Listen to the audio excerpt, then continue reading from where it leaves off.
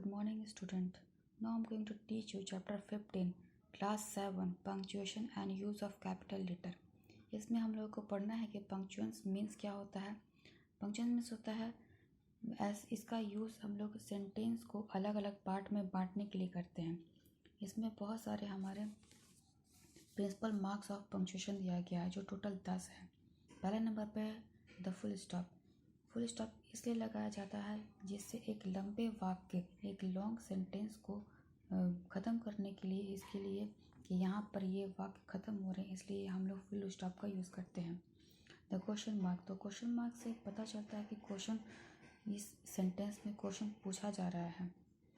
Next है the exclamation mark. Exclamation mark आप लोगों को बताता है कि ये हमारे भावनाओं को व्यक्त करता है.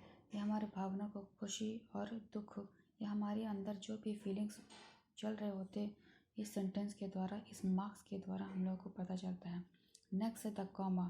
कॉमा यूज इसलिए किया जाता है क्योंकि एक ही सेंटेंस में अगर एक ही व्यक्ति के बारे में दो अलग अलग वर्ड यूज़ किए जाते हैं तो वहाँ पे हम लोग एक कॉमा लगाया जाता है. उस कॉमा, ये बहुत ही छोटा पॉज होता है. ऐसे छोटा शॉर्ट पॉज के तौर पे हम लोग इसको यूज़ करते हैं. जैसे आप लोगों को फर्स्ट में लिखा हुआ है शाहजहाँ, उसके बाद कॉमा है the Mughal emperor build the Taj Mahal. दोनों एक ही इंसान के बारे में बात किया जा रहा है, इसलिए बीच में यहाँ पे कॉमा लगाया गया है. नेक्स्ट है आप लोग का the semi colon. Semi colon वो होता है, the semi colon represent a pause greater than that indicated by a comma. ये एक बहुत बड़े कॉमा को इंडिकेट करता है एक सेंटेंस के लिए. It is use to separate the clauses connected by alternative or illative conjunction such as. ये एक क्लॉज, जो एक क्लॉज में, एक सेंटेंस में क्लॉज भी होते हैं, उनको ये अलग करते हैं, सेपरेट करते हैं. जैसे वॉक क्विकली, उसके बाद एक सेमी कॉलन लगाया गया है, else you will not catch the train. अगर धीरे धीरे चला जाए तो इस तरीके से हम लोग ट्रेन को नहीं पकड़ सकते. नेक्स्ट है the colon. The colon mark is a pause still longer than that indicate by a semicolon. It is use to introduce a direct quotation such as.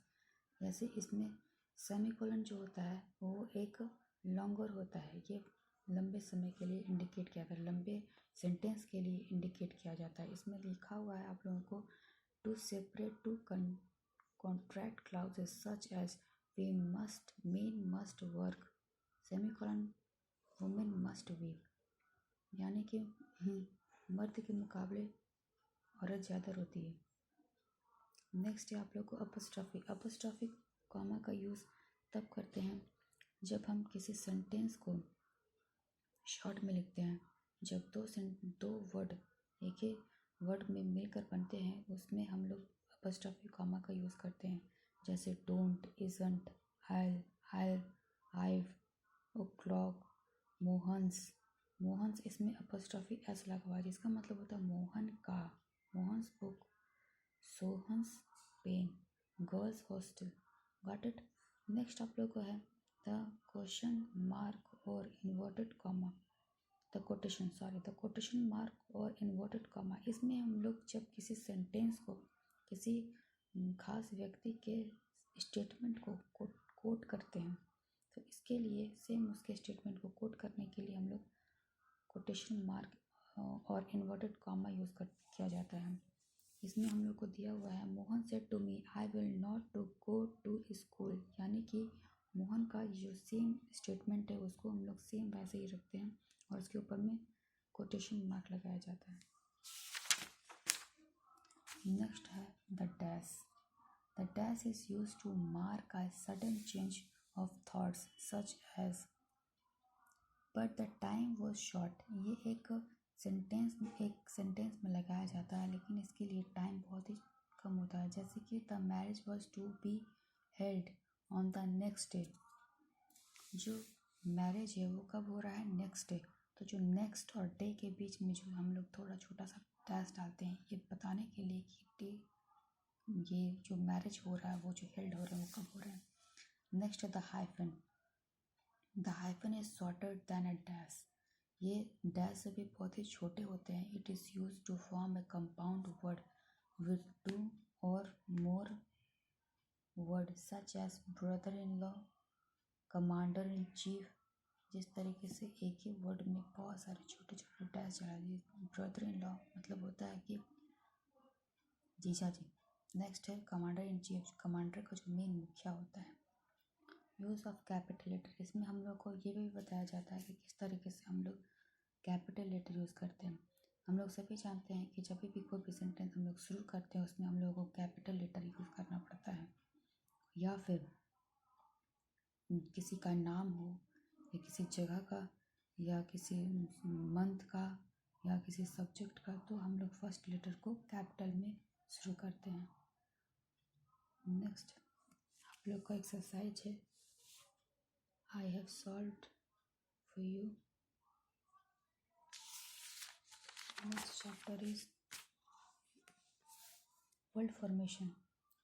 Word formation means होते हैं English का जो main शब्द होता है, अगर उसमें कुछ भी जोड़ा या हटाया ना जाए तो उस वर्ड को हम लोग प्राइमरी वर्ड कहते हैं। जैसे बुक, आई, स्विम, कार, सैड एट्सेट्रा, ये हमारे प्राइमरी वर्ड हैं। A word formed by joining two or more primary word together is called the compound word. जब हम दो प्राइमरी वर्ड को एक साथ मिलाकर बनाते हैं तो उसे हम लोग कंपाउंड वर्ड कहते हैं। जैसे book plus seller equal to bookseller, यानी कि दो प्राइमरी वर्ड को मिलाकर बनाया गया। Rain plus fall, rainfall. Next कुछ ऐसे वर्ड होते हैं जिसके आगे या किसी के पीछे कुछ लगा कर नया शब्द बनाया जाता है, उसे हम लोग द प्रीफिक्स कहते हैं या सफिक्स कहते हैं। उस वर्ड के आगे हम लोग अगर किसी वर्ड के आगे कुछ हम लोग लगा रहे हैं, कोई नया वर्ड लगा रहे हैं तो उसको हम लोग प्रीफिक्स कहते हैं। और किसी भी वर्ड के पीछे अगर कुछ नया वर्ड लगाते हैं तो उसको हम लोग सफिक्स कहते हैं। जैसे यहाँ पे लिखा हुआ है normal, abnormal, legal, illegal, biography, autobiography, regular, irregular, etc. Next, the suffix is added to be. I told you what is the meaning of suffix. That is your some word. It is your exercise I have done for you already. Now, chapter 17. Chapter 17 is in smileys. हमारे कुछ items होते हैं, जैसे हम लोग किसी word को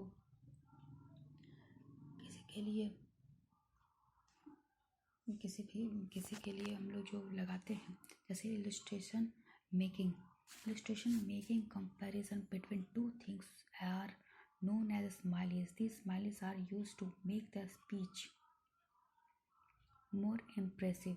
इसको लगाने पर हमारे स्पीच या हमारे जो स्टेटमेंट होते हैं वो बहुत ही इम्प्रेसिव हो जाते हैं। जैसे as big as a bus, as afraid as a rabbit, as beautiful as a rainbow. That is our smileys. Next, this is your exercise. What I have done you. Next chapter is antonyms and synonyms. Antonyms वो word होते हैं जो जिसको हम लोग opposite word भी कहते हैं। यानी कि इसमें लिखा हुआ है एब्सेंट का होता है just opposite antonyms present, after, before, active, inactive, beneficial, harmful, bold, timid, bad, good, cold, hurt, confess, deny, capable, incapable, etcetera. these are yours antonyms and synonyms वे वर्ड होते हैं जो सेम उसी वर्ड के जैसे होते हैं। हिंदी में जिसको हम लोग पर्यायवाची शब्द कहते हैं, सेम उसी वर्ड का दूसरा रूप। As example for you, able, complaint, accuse, blame, charge, acute, sufficient, admit, confess, adorn, decorate, advantage, benefits, afraid, scared. That is your word and synonyms. I think you got it what I'm saying. This is your exercise which is I have done for you, and this is also your homework. It's done. Thank you, my all children, my all students.